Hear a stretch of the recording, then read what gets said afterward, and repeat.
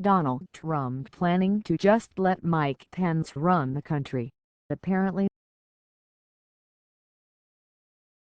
Anyone looking to tune into the Republican National Convention this week to hear from the man the GOP is seeking to send to Washington to run the country needs to adjust their DVRs, because that speech won't be given by Republican presidential nominee and apocalyptic circus peanut Donald Trump on Thursday.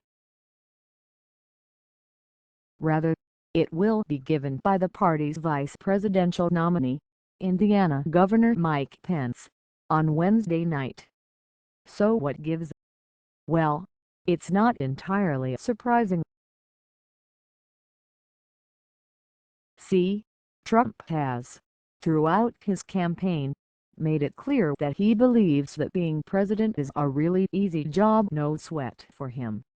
But if you want to get a sense of just how easy Trump imagines the office to be, you should check out the Robert Draper's account of how Trump came to select Pence as his running mate in the New York Times Magazine. It begins with Trump's eldest son making a back-channel overture to Ohio Governor John Kasich, offering him the chance to be Trump's running mate. One day this past May, Donald Trump's eldest son, Donald Trump Jr., reached out to a senior advisor to Governor John Kasich of Ohio, who left the presidential race just a few weeks before.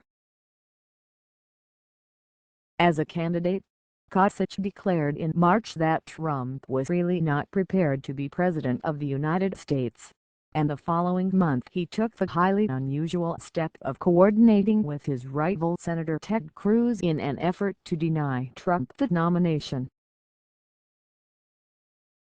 But according to the Kasich advisor, who spoke only under the condition that he not be named, Donald Jr.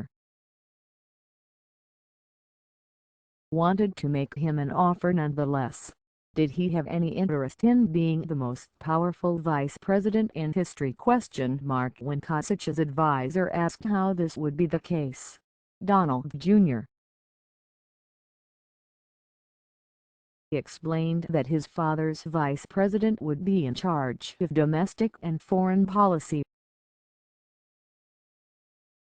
All Dick Cheney jokes aside, let's remember that the real job of the vice president is actually something like being alive on the off chance the president is not assuming the duties of the presidency in toto for the duration of the president's term. It sort of makes you wonder how Trump envisions the actual role of the country's chief executive. It certainly made this senior advisor to John Kasich wonder.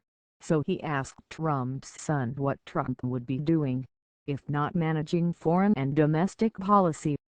The response, according to Draper, was, "Making America great again." And one wonders why Kasich refuses to endorse Donald Trump. Put yourself in Kasich's shoes, as he did with the entire GOP field during the primary. Donald Trump never missed the opportunity to mercilessly mock the Ohio governor, referring to him as a loser, and then he turns around and asks him to, essentially, run the country on his behalf. Really, who would have guessed that Donald Trump, in seeking the presidency, wants to claim all of the trappings of the office and none of the responsibility?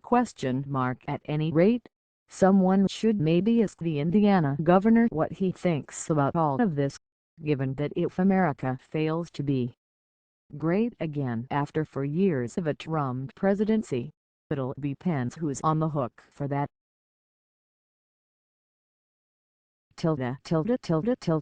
Jason Lincolns edits Eat the Press for the Huffington Post and co-hosts the HuffPost Politics podcast. So, that happened. Subscribe here, and listen to the latest episode below.